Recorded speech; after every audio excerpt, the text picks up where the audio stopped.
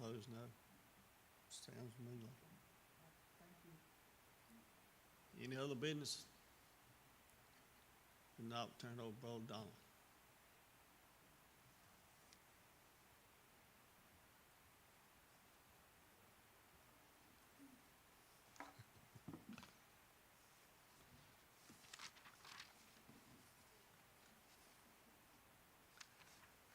Good morning. Look like our class is down a little bit this morning, but we're glad each one of y'all came.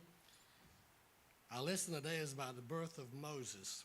We'll go ahead and read our scripture verses here. Excuse me. And there went a man of the house of Levi and took a wife, a daughter of Levi. And the woman conceived and bare a son. And when she saw him, that he was a goodly child, she hid him 3 months. And when she could no longer hide him, she took for him an ark of bulrushes, and dabbed it with slime and with pitch, and put the child therein. And she laid it in the flags by the river brink. And his sister stood afar off to wit what would be done to him. And the daughter of Pharaoh came down to wash herself at the river, and her maidens walked along the river by the riverside. And when she saw the ark among the flags, she sent her maid to fetch it. And when she had opened it, she saw the child, and behold, the babe wept. And she had compassion on him and said, This is one of the Hebrew children.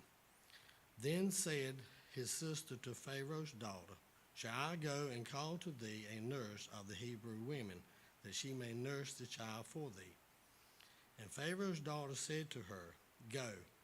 And the maid went and called the child's mother.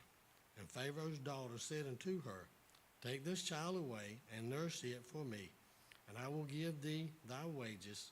And the woman took the child and nursed it. And the child grew, and she brought him unto Pharaoh's daughter, and he became her son.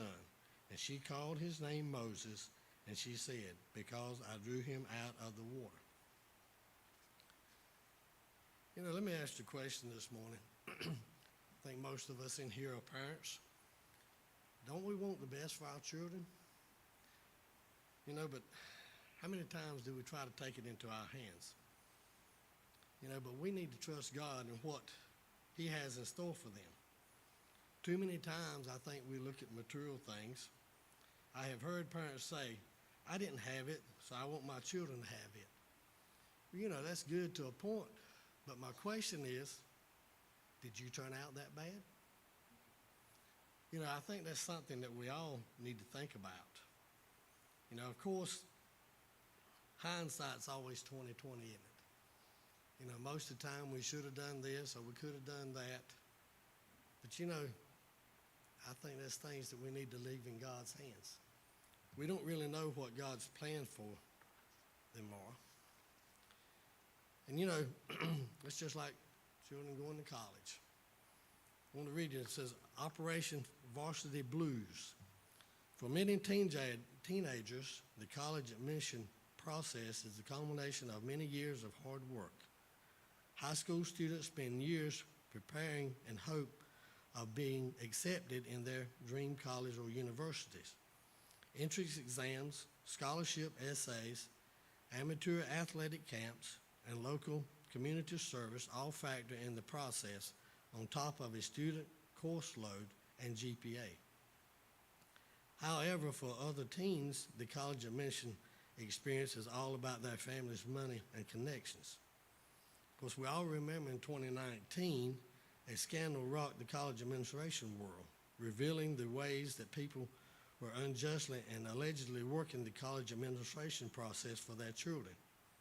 An FBI investigation named Operation Varsity Blues revealed that dozens of parents conspired to lie, bribe, and cheat in order to get their children into elite colleges and universities. But doing so, other students who had worked hard and earned their spot would be denied admission. Evidence of life's injustice is all about us. When faced with these realities, the people of God ought to respond with boldness and trust in the God who will, in His time, set injustice right. And you know, that's something hard for us a lot of times to do, isn't it? Is wait on God. You know, a lot of times we take it all in our hands. And you know, it's